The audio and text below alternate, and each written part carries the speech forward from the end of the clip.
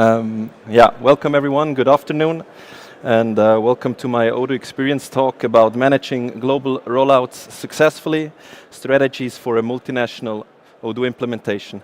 So I'm very happy to see so many faces here on the second day of Odoo experience, and I'm trying to do the next 20 minutes as valuable as possible. So a very exciting topic about multinational Odoo projects. And basically, when thinking about multinational project, everyone is thinking differently. So, for example, when I'm telling my mother that I'm managing a multinational project, she's basically thinking that I'm flying business class, always eating in nice restaurants, sightseeing in the evening, and partying hard after the project ended. So this is what basically my mother thinks. After gaining a couple of years of experience of multinational projects, this looks a bit different. So when I'm thinking about multinational projects, I'm thinking about where shall I start my global rollout. Then cultural differences, a very obvious topic, but also a very challenging topic. Local support options, so where can I get support globally? Because of course I'm not able to roll out Odoo everywhere. Then the database setup. That means how many databases shall my Odoo project offer. Time differences, also a very obvious topic, but very important to consider. And then of course synergies, because most of the time those are really big projects and you can benefit from those synergies. Good. And exactly about those points I want to speak today. So first I will introduce myself quickly and my employer braintec. Afterwards I will shortly introduce to the topic before we dive into the first bigger topic, the rollout plans. Afterwards I'm jumping to the database setup, and then I will talk about collaborations with partners, especially other Odoo partners and Odoo itself. And then finally, talking about synergies before we go, as always, to the Q&A session at the end of the presentation. Good. So my name is Damian Bürgin. I'm a project manager and consultant working for braintec. I'm working with Odoo since almost 6 years now. First on the client side, implementing Odoo together with braintec. Afterwards, I was totally flashed by Odoo and totally flashed by braintec, so I decided to switch the sites. And meanwhile, I work for braintec since 4 years, and mainly managing different size projects in accounting. Who is braintec? braintec was founded in year 2000. We are Odoo partners since 2009. Meanwhile, we are over 80 employees across 11 locations in 5 countries. We are Odoo Gold partner in Switzerland, Austria, and Germany.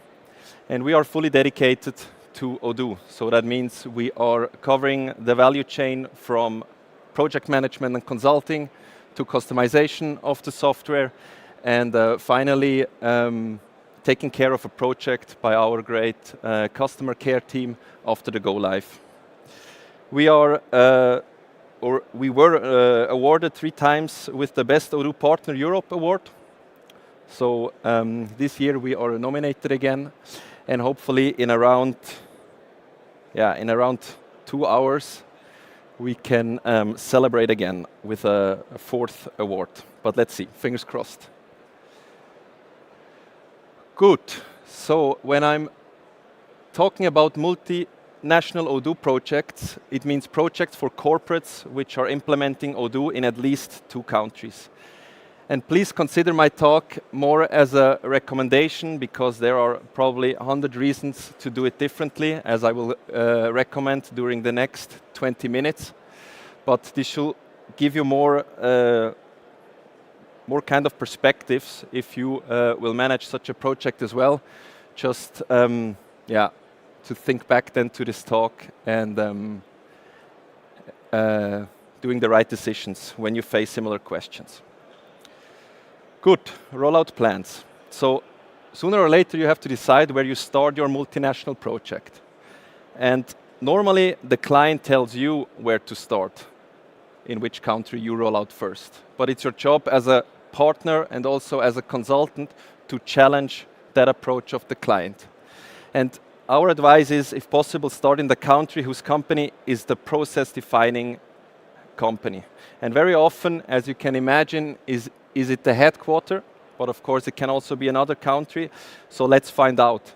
And you can only find out if you do workshops, extensive workshops with the client, just to see in which country you have which processes.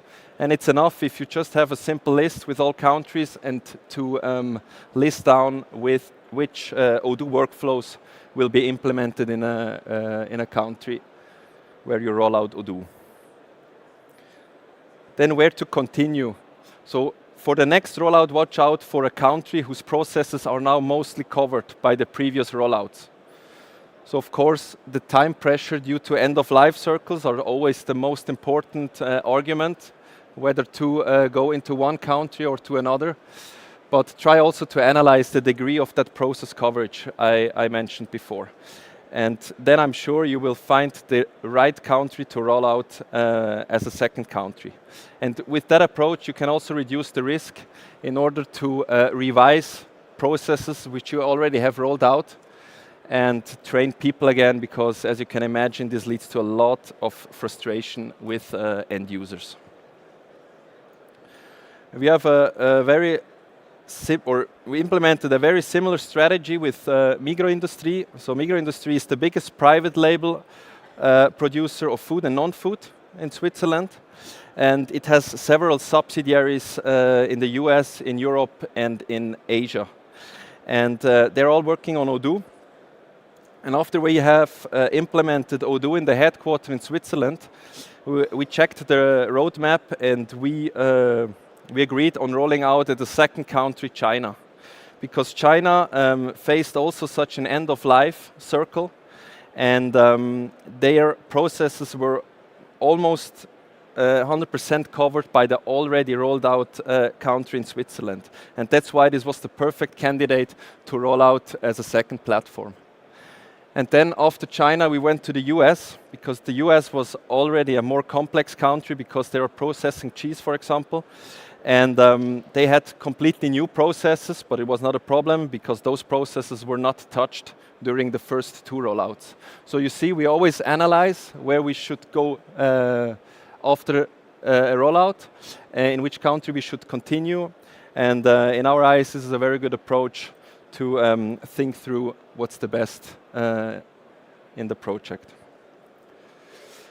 And after that, meanwhile, because that project is still running, we are implementing, so we came back to Europe, and meanwhile we are implementing France and Germany. Good. Then talking about the database setup. So sooner or later, in each project, you will face the question how many databases your Odoo project should have. And it's important, same as before during the rollout plan, it's very important to do extensive workshops here as well in order to find out how similar those processes are. Because basically if the core processes are similar, this speaks in favor of one database and using the Odoo standard multi-company feature. But if the requirements are too different, then it makes sense to split it and implement or let the end users work on different databases. And of course, keep in mind the cost of maintenance when you have several databases in place, and the time difference, which is also always a very big argument to split databases, especially when you have, for example, one company working in the US and one company working in China, and you have to deploy new features, which leads always to a short downtime of the server.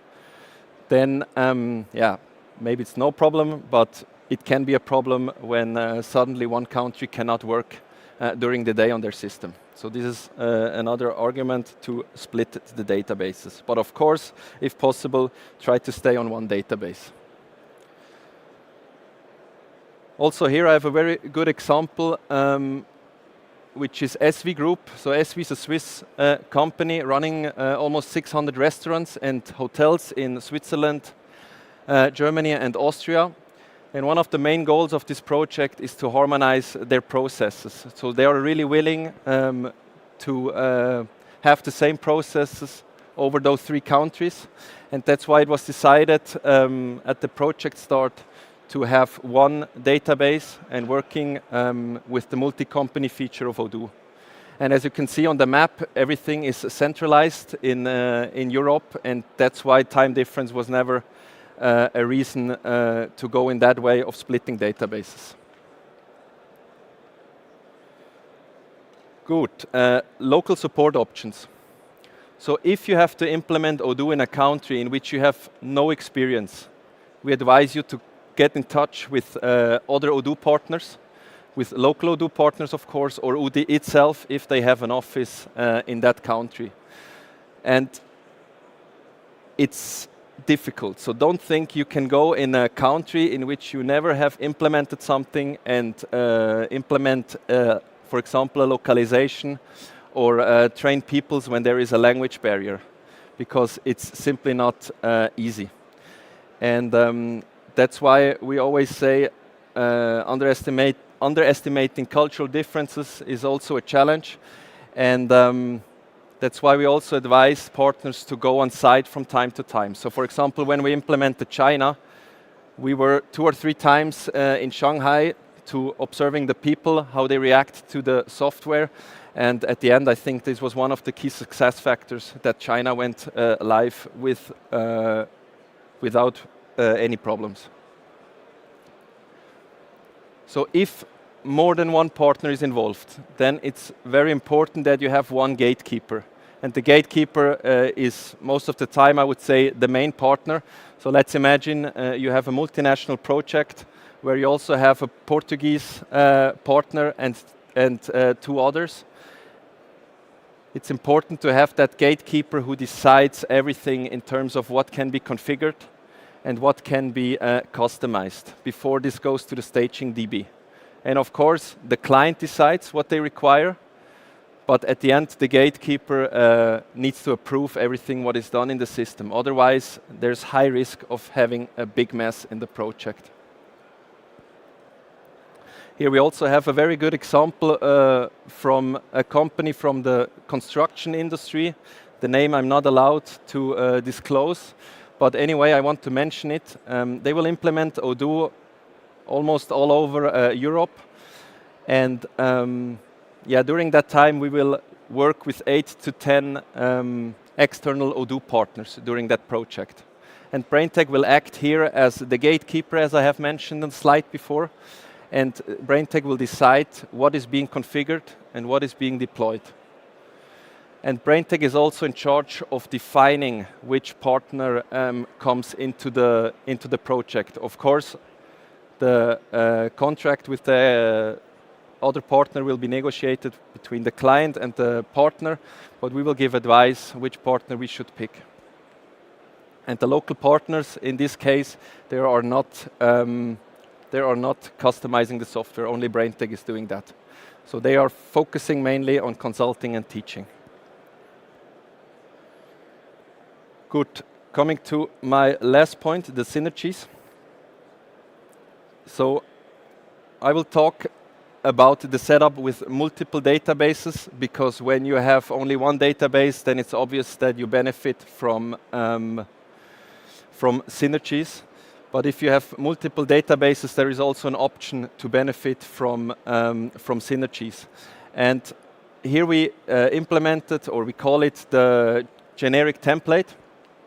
And the generic template is basically a principle implemented by braintec during the rollout of one of its clients. And the idea is to define a template which can be used in all countries. So in some of our projects, we could achieve having 80% template, which we could roll out in all countries, and 20% country specific. And all those new requirements need to be assessed if the requirements can be used in all countries or only in a couple of those. And technically, this is possible if you link the GitHub repositories with each other. So you can decide, for example, if all countries can benefit from a new feature, and then you just store it on in the corporate repository, or if it's only specific for one country, you put it into the country-specific repository. And during updating those repositories, the new code will be, of course, deployed to all databases. So for the generic template, it's very important that you have on the client side someone who can really decide if one requirement coming from the countries can be benefited in either only one database or in several. And that's why this person needs to be someone who knows the markets really well, where the different databases are stored. And yeah, as always, the product owner in Scrum, it's very important that this person also have the power to decide in which database the new feature can be deployed.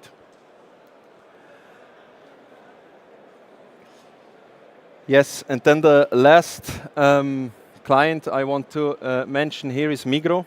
Migros is one of the biggest Swiss corporates with over 100 subsidiary companies. And a couple of those are working on Odoo, but those companies are very different. So some of them, or one of them is, for example, selling glasses online. One is an event company. Others are sales platforms. One is pre-processing cheese. So you see, it's very different. And even their business processes are very different. Each requirement coming from one of those countries or one of those databases is assessed. And then it will be decided on which database those new requirements can be stored. And yeah, with that approach, you save a ton of time during customization because you can use the feature in several countries.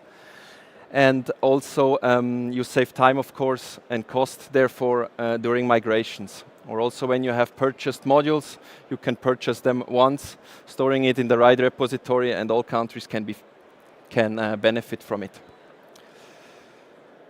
And that's it already. Yes, we're coming to the Q&A session. This is the QR code you can use.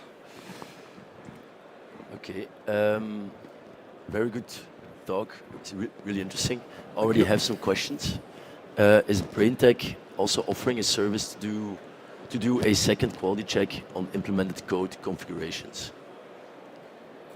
Yes, and I think we already did that. So if a partner needs, or if a client, let's say, wants to have a second opinion on implementations or configurations, then braintec, of course, is offering help.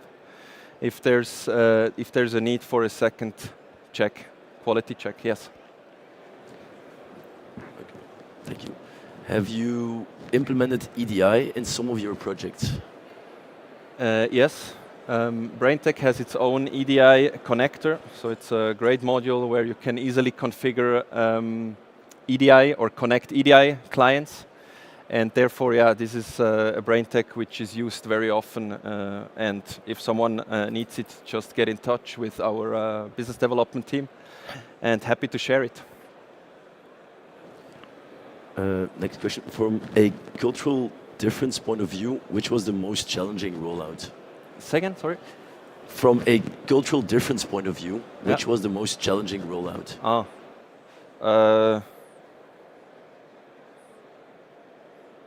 Yeah, I would say China. China was really fun, and China was so different because the people, they're not telling you if they love or hate the software, because they're really hierarchy driven, and therefore you really need to go on site, talk to those people, feel those people, and ask them the right questions in order to find out if they like the software or not, and if you have to adapt the software, obviously. So I think there was no other rollout than China. And how big are the teams if you do a rollout like that? over multiple countries? Yeah, of course it depends how many countries are involved in such a rollout. But most of the time we have dedicated teams per country. And when one rollout is done, we shift the resources from one country to the other. And therefore, yeah, I would say with the Migros projects we roll out globally, there were maybe 7 or 8 people involved. So both developers and project managers. But yeah, it depends on the size of the project. How do you assess partners you want to work with for the localization packages, for example?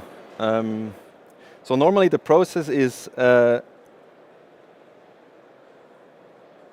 that the project manager who's leading the project gets in touch with our business development team, and they provide us 2 or 3 names, and then we actually challenge them. So we have meetings with them. It's like an application process, and we challenge them if they really understand Odoo and really understand the localization, because as I have shown on the slides, we are the gatekeeper, and therefore we are responsible for the quality.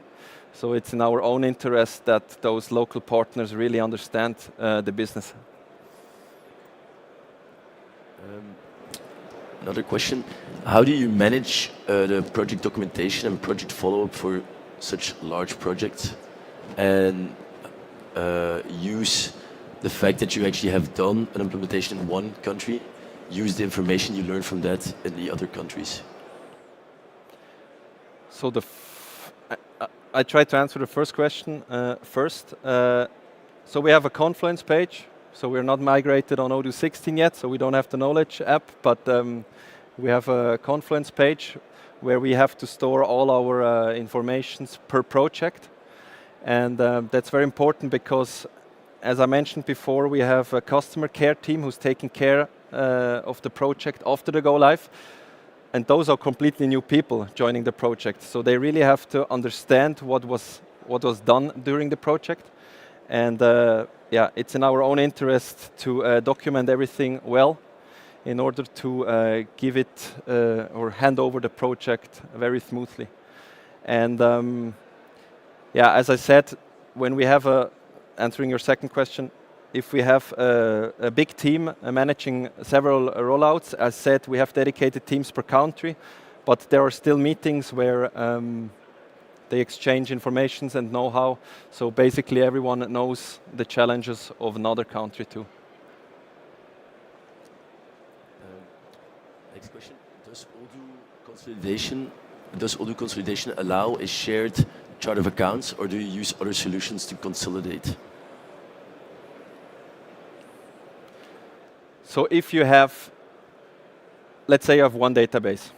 If you have one database, then of course you need one chart of account per country, because the company is a required field on the account, and therefore you need one chart of accounts per company. But of course you can have the same chart of accounts in terms of codes in the different companies.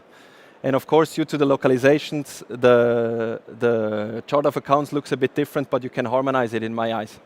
So yeah, no problem. Okay, last question. What kind of setup do you recommend after the go live? So if the client has the resources, then of course would be great if they have a first level support on site in the country, and having a second level support in the home country, let's say Switzerland, because yeah, due to time differences, etc., it's maybe very important to have someone who can immediately react to an incident locally. And then if that person cannot help, then it goes back to the home country. And if it's still not manageable, then our great customer care team is able to help for sure. Thank you very much. Thank you. Thank you.